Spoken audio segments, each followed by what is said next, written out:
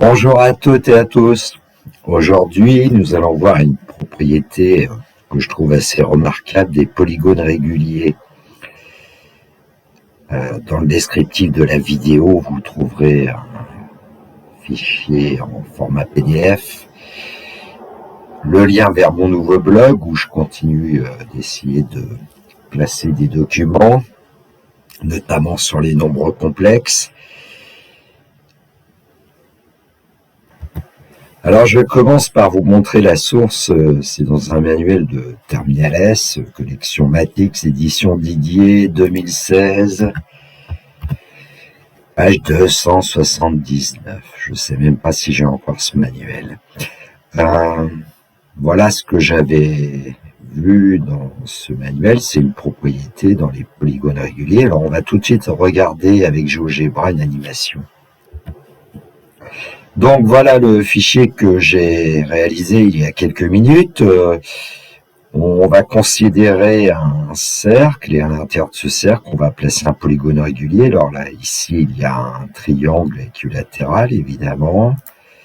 Pour n égale 4, on aura un carré, pentagone, hexagone, heptagone, octogone, énagone, décagone, après je sais plus...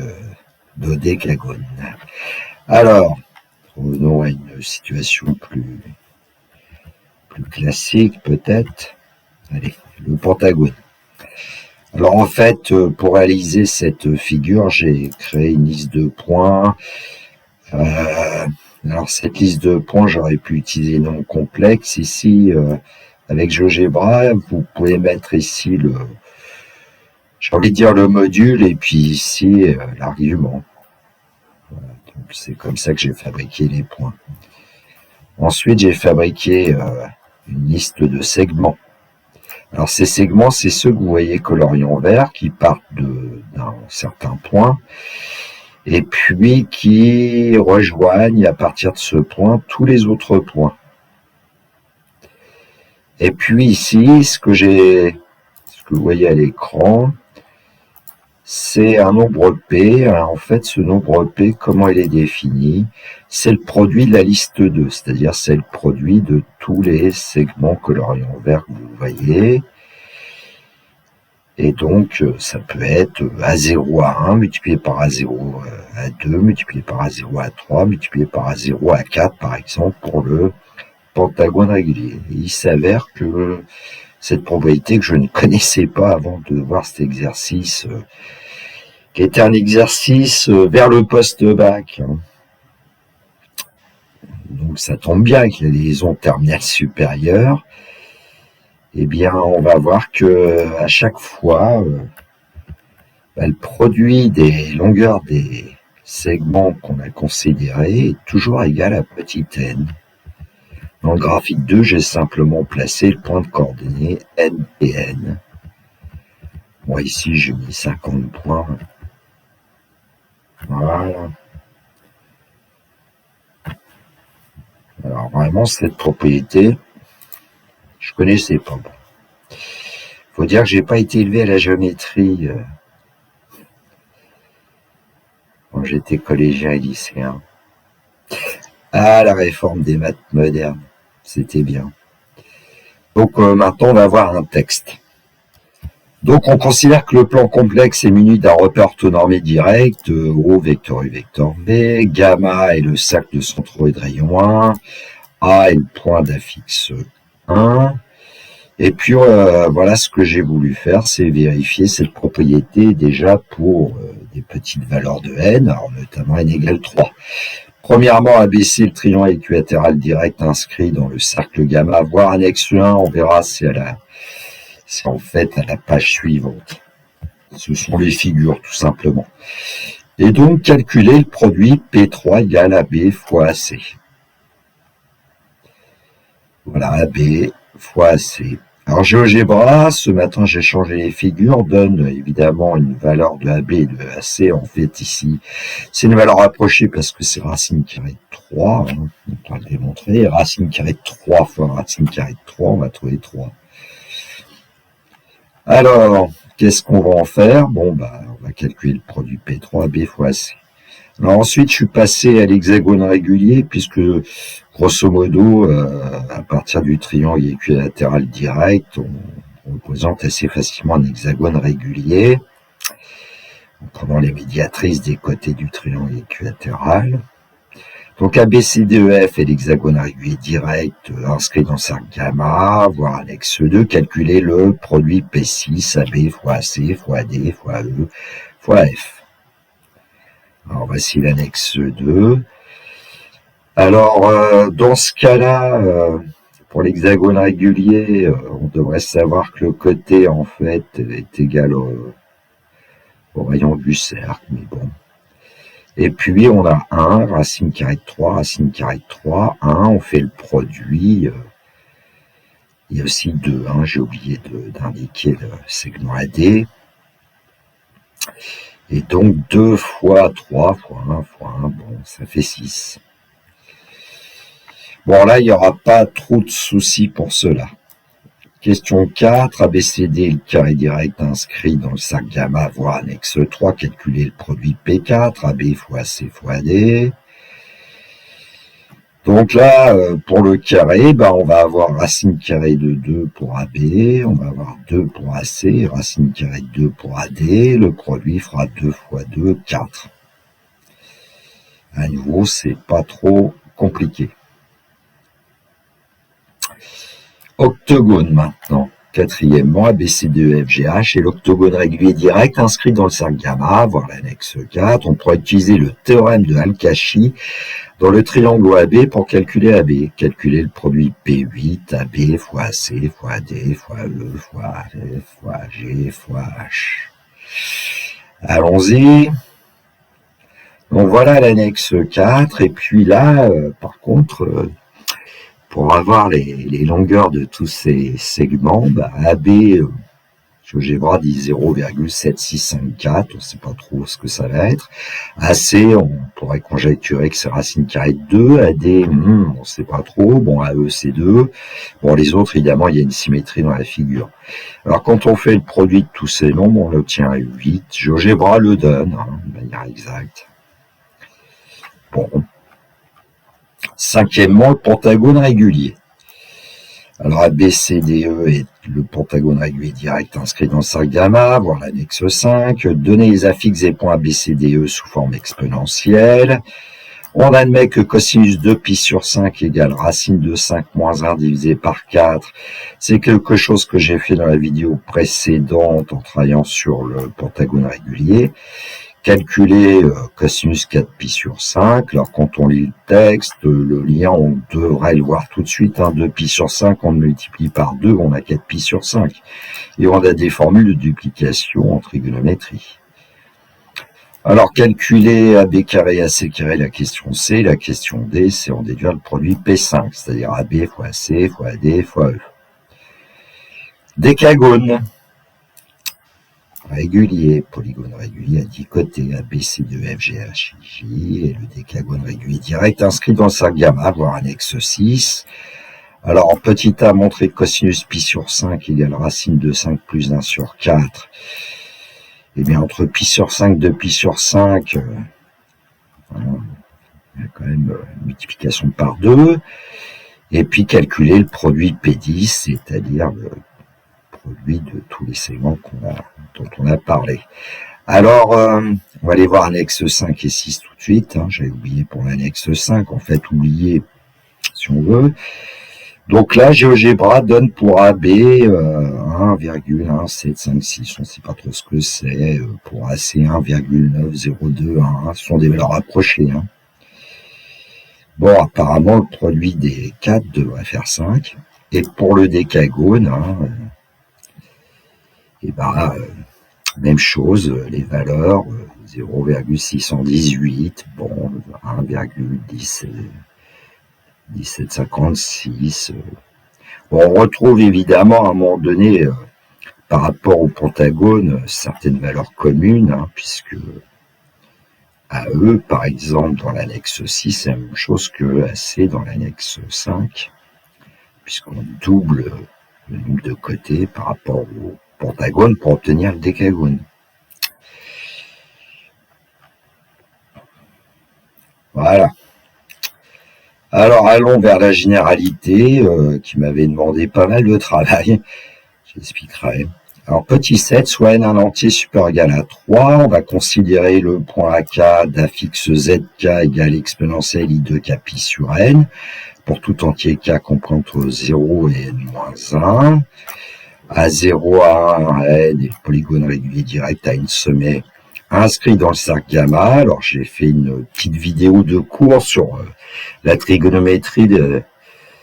C'est pour ça que j'avais rappelé notamment ces histoires de polygones réguliers vues en maths experte en terminale.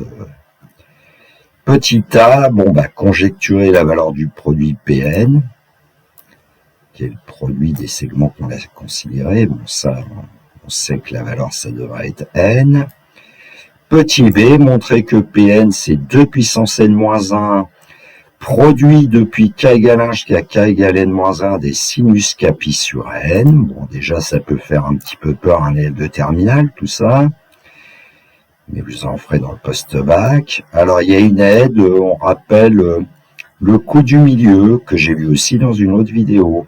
Exponentielle IA moins exponentielle IB égale exponentielle IA plus B sur 2, facteur d'exponentielle IA plus B sur 2 moins exponentielle moins IA moins B sur 2. Et petit c, conjecturer la valeur du produit de k égale 1 jusqu'à k égale n-1 de sinus k pi sur n. Et c'est en conjecturant cette valeur que nous ferons la démonstration du fait que Pn est bien égal à n. Donc, correction, ABC, le triangle équilatéral direct inscrit dans le cercle gamma, voir l'annexe 1. Et on avait dit, calculer le produit P3AB fois C. Alors, il faut savoir qu'une hauteur d'un triangle équilatéral, ABC, ça sera H égale 1 plus 1,5 égale 3,5. Alors, voilà, on a 1 ici et puis 1,5 ici. Et donc, on sait que la hauteur d'un triangle équilatéral, c'est racine carrée de 3 sur 2 AB. Alors, si vous en souvenez plus, vous pouvez aller chercher les angles et puis de la trigonométrie d'un triangle rectangle.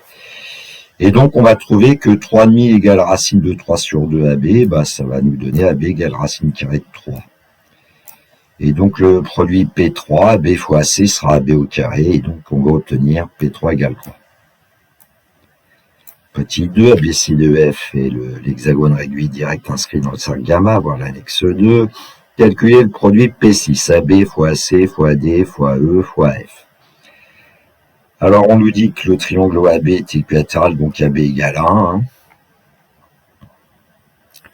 Voilà, le triangle OAB est forcément équilatéral, puisque l'angle en haut vaut, je vais le dire en degrés, vaut 60 degrés, et puis OA égale OB, ce sont des rayons du cercle. Un triangle isocèle qui a un sommet de 60 degrés, c'est un triangle équilatéral. Alors, on a vu que AC est égal à racine carrée de 3 à la question précédente. On verra facilement que AD égale 2. AE c'est AC et AF c'est AB. Donc, quand on effectue le produit P6, on va obtenir P6 égale AB au carré plus fois AC au carré, pardon, fois AD. Et donc, en calculant, AB carré fois C carré fois AD, on va obtenir 6. Racine carrée de 3 ici au carré pour AC, ça fait 3. AD vaut 2 et AB vaut 1. Question 3, BCD carré direct inscrit dans le cercle gamma, voir l'annexe 3, calculer le produit P4, AB fois AC fois AD. Alors on sait que dans ce cas-là, tous les côtés du carré ABCD ont pour longueur racine carrée de 2, et puis AC vaut 2. Alors on a bien racine carrée de 2 pour AB, puisque le triangle AB est rectangle isocèle en haut et de OA vaut 1, donc c'est le fameuse configuration classique, et puis AC vaut forcément 2. Donc on va obtenir facilement racine carrée de 2 fois 2 fois racine carrée de 2, donc P4 égale 4. Alors l'octogone maintenant, ABCDEFGH, et l'octogone régulier direct inscrit dans le cercle gamma, voir l'annexe 4. Alors on pourra utiliser le théorème de Al-Kashi dans le triangle OAB pour calculer AB, souvenir de produit scalaire, calculer le produit P8. Bon. Alors dans le triangle OAB, en fait, si on utilise le théorème de Al-Kashi, on peut dire que AB carré égale OA carré plus OB carré moins 2 fois OA fois OB fois le cosinus de l'angle géométrique AOB. On aurait pu prendre aussi l'angle orienté des vecteurs. Et en fait, si on regarde OA, ça vaut 1, OB, ça vaut 1, donc on va obtenir 1 plus 1, 2. Et puis, OA vaut 1, OB vaut 1, et donc ici, on va obtenir 2 fois le cosinus de pi sur 4, parce que AOB a pour mesure pi sur 4. Cosinus pi sur 4, on connaît ses racines carrées de 2 sur 2, donc on multiplie par 2, on obtient racine de 2, et donc finalement, AB carré, c'est 2 moins racine carrée de 2. Alors, je vais pas le faire, je vous laisse comme travail, vous essayerez de trouver AD carré, on va trouver 2 plus racine carrée de 2. Alors, d'après la question précédente, la longueur AC, on va trouver que c'est racine carrée de 2, AE, ça vaudra 2, AF, ça sera AD, AG, ça sera AC par symétrie, AH, ça sera égal à AB.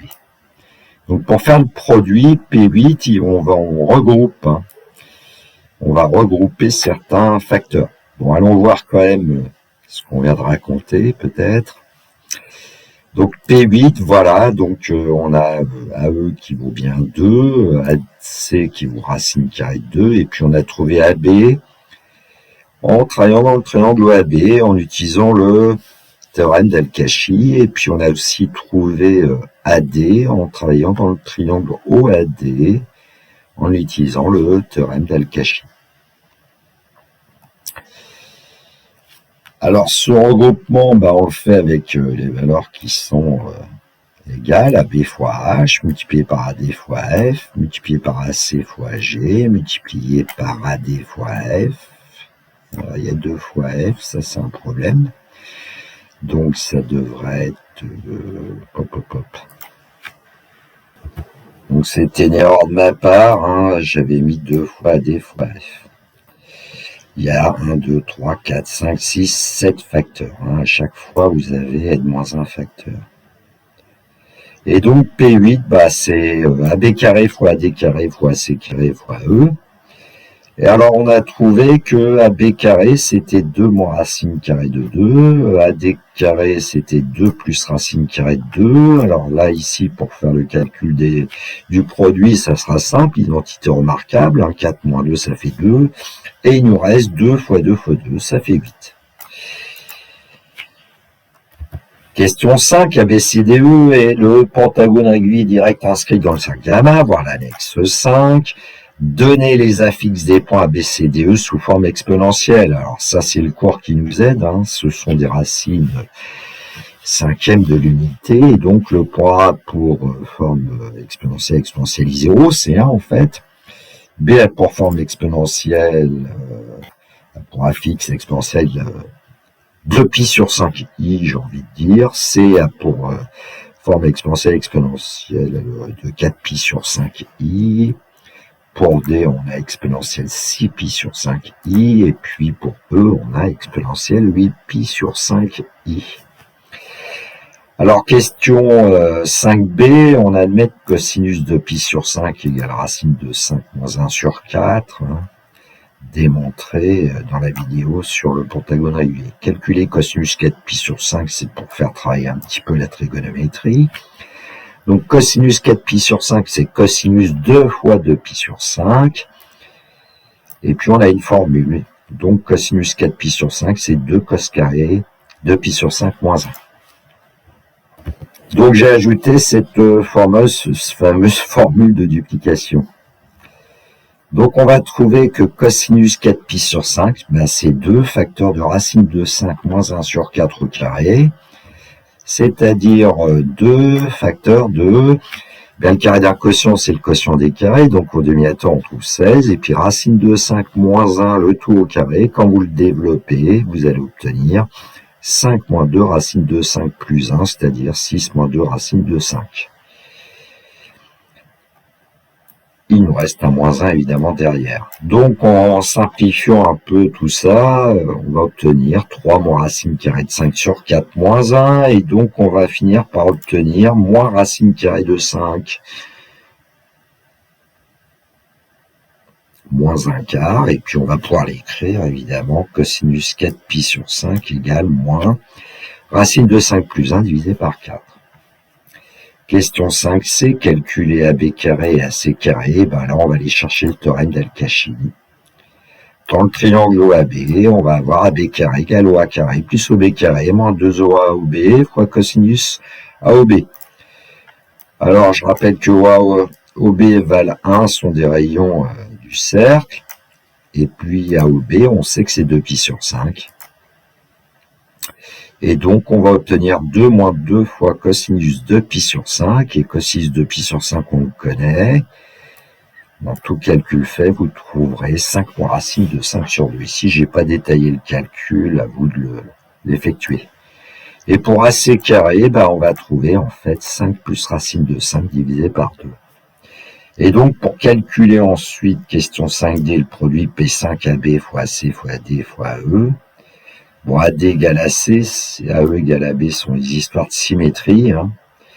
Donc le produit P5 s'écrit AB fois AE fois AC fois AD, ça sera AB carré fois AC carré. Et donc avec ce qu'on a calculé à la question précédente, 5 moins racine carrée de 5 sur 2 fois 5 plus racine carrée de 5 sur 2, on voit que pour calculer le produit des numérateurs, on a une identité remarquable. Donc on obtiendra 5 au carré moins 5 au numérateur, c'est-à-dire 20. Et au dénominateur, on a 2 fois 2, 4. 20 divisé par 4, on va encore obtenir par P5 égale 5. Question 6, ABCD, FGHIJ, le décagone régulier direct inscrit dans le cercle gamma, voir l'annexe 6. Alors, petit a, 6a, montrer que cos pi sur 5 égale racine carrée de 5 plus 1 sur 4. Ben, j'ai à nouveau utilisé la formule de duplication. Et en utilisant cette formule, vous allez trouver que cosinus pi sur 5, c'est racine de 5 plus 1 sur 4. Ensuite, pour calculer le fameux produit P10, produit de 9 facteurs quand même, à nouveau, on utilise le théorème d'Al-Kashi dans le triangle OAB, dans le triangle OAD. On trouve AB et AD. Et puis ensuite, il y a des calculs à faire. Mais on trouve bien P10 égale 10. Alors, tout ce paragraphe, je vous le laisse pour pas que la vidéo soit trop longue. Feuille, crayon. Question 7a, conjecturer la valeur du produit Pn, qui est le fameux produit dont on a parlé. En fait, c'est le produit des distances A0 à K pour K variant de 1 à N moins 1. On aurait pu aussi l'écrire sous la forme d'un produit pour vous entraîner à le faire. Et donc, on conjecture que Pn égale N. Question 7b, montrer que Pn, c'est 2 puissance n moins 1 multiplié par le produit depuis k égale 1 jusqu'à k égale n moins 1 des sinus kpi sur n. Alors ça, c'est une question assez intéressante. Donc, première méthode, et ben voilà ce que j'ai fait, c'est que j'ai utilisé un moins exponentiel de kpi sur n, qui est exponentiel i0 moins exponentiel i de kpi sur n, et c'est le coût du milieu. On met exponentiel i kpi sur n en facteur, et on va trouver facteur de exponentiel i moins i kpi sur n, moins exponentiel i kpi sur n, et puis grâce aux formules de l'air, on va trouver moins 2i sinus kpi sur n exponentiel i kpi sur n. Donc c'est le coût du milieu. Alors cette formule, on l'a vu dans une vidéo précédente. Et puis, le module de 1 moins exponentiel i de kpi sur n, ben, c'est le module de 2 sinus kpi sur n. Et ici, ça sera 2 sinus kpi sur n parce que les kpi sur n sont compris entre 0 et pi sur 2.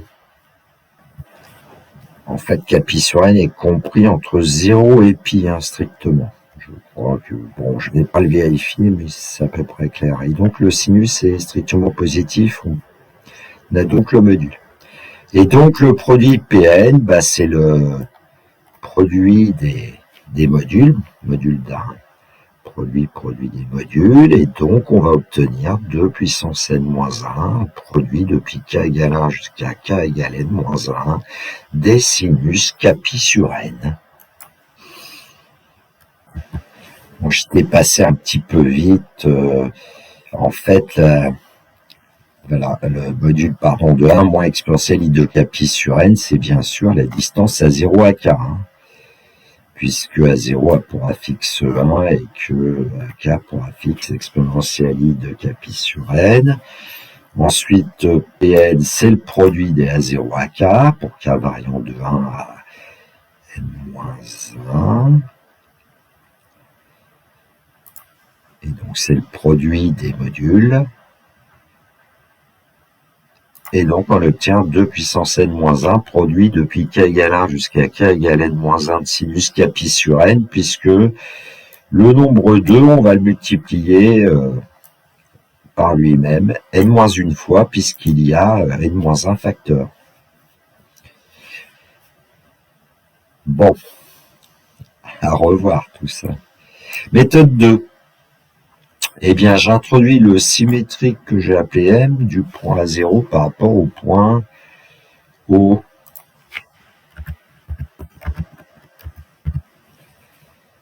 Et donc, ce symétrique du point 0 par rapport au point O, à vous de faire une petite figure peut-être, moi je le vois, mais bon. Et puis, le triangle AM A0 AK sera rectangle en AK, sauf quand M est l'un des AK. Et donc, A0 AK, ça sera 0M sinus A0M AK, c'est l'angle géométrique, donc ça sera A0M sinus de la moitié de l'angle A0 AK, parce que A0M AK est un angle inscrit dans le cercle, et autrefois on savait qu'un angle inscrit dans le cercle, c'était la moitié de l'angle au centre associé.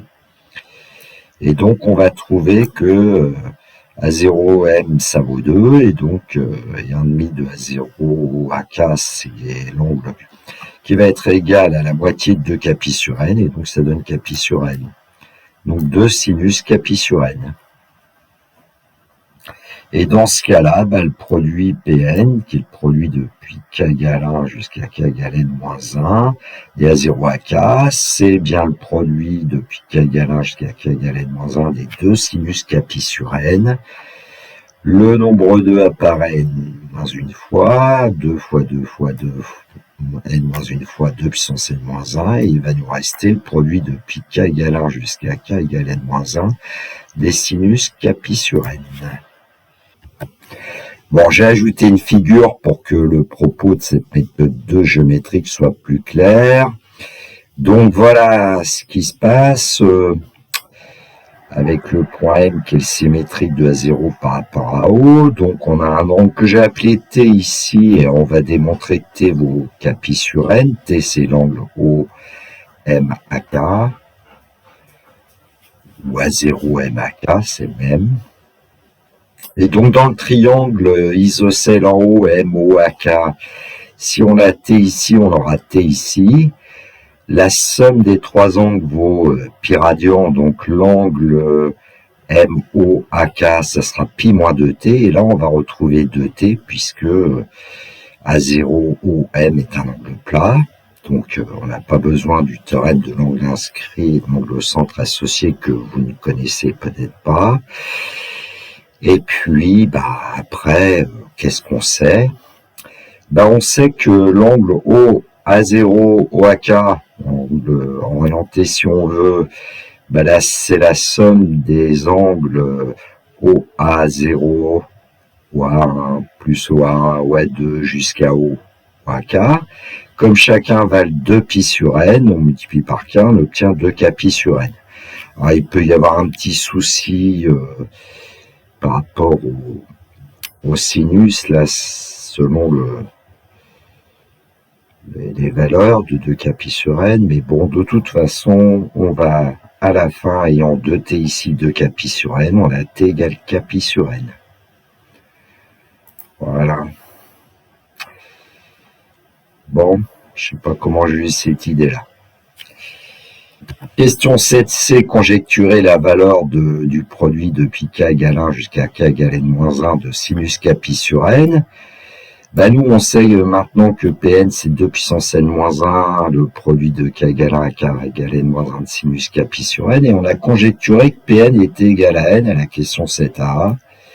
Et donc, on peut conjecturer que le produit depuis k égale 1 jusqu'à k égale n-1 de sinus k pi sur n est égal à n divisé par 2 puissance n-1. Alors, comme je savais pas comment démontrer ce produit, j'avais pas trop d'idées.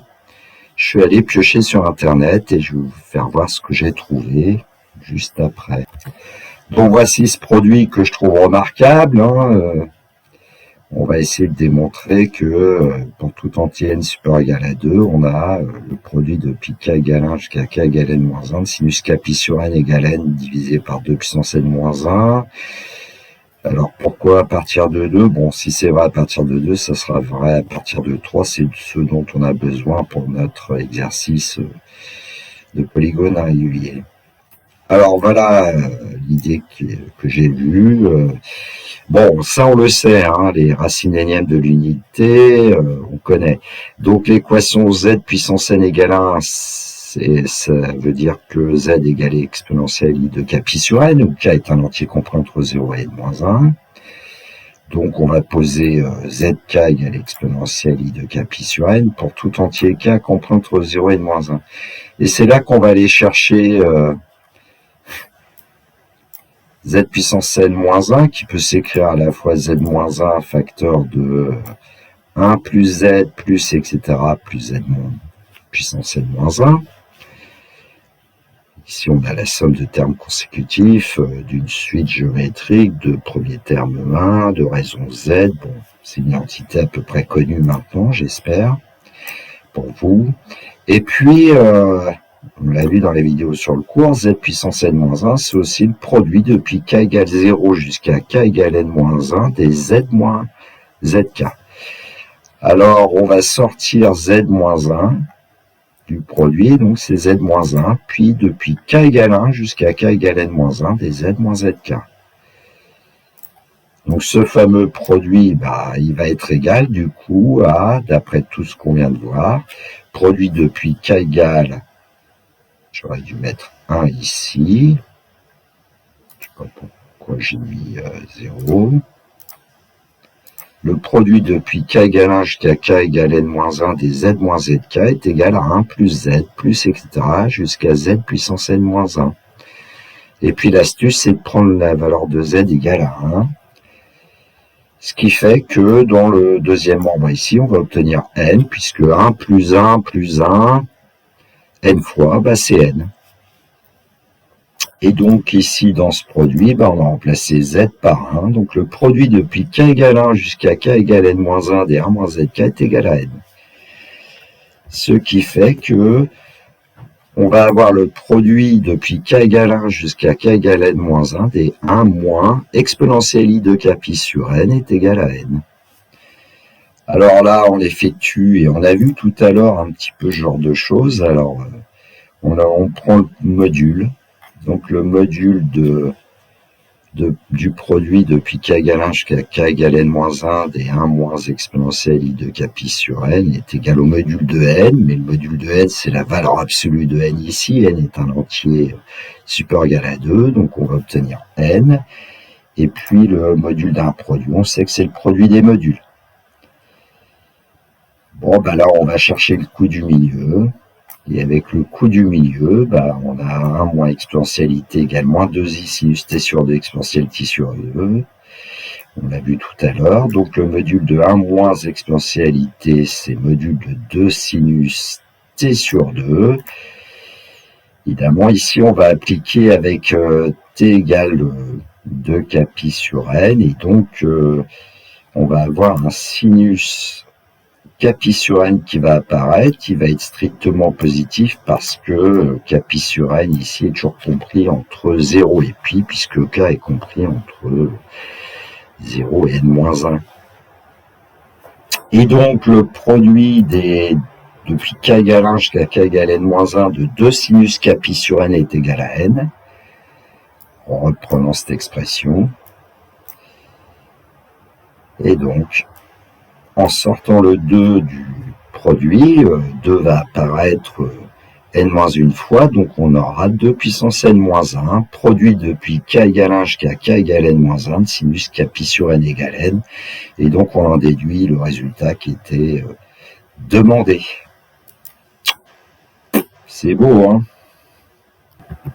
Voilà, cette vidéo est terminée pour moi. J'espère que cela vous donnera des idées de travail, parce que là, on a aujourd'hui effectué plutôt un travail de première année. Hein. Je vous souhaite une belle journée, surtout prenez bien soin de vous, que la force soit avec les étudiants qui vont entrer bientôt, et notamment ceux de première année. Au revoir.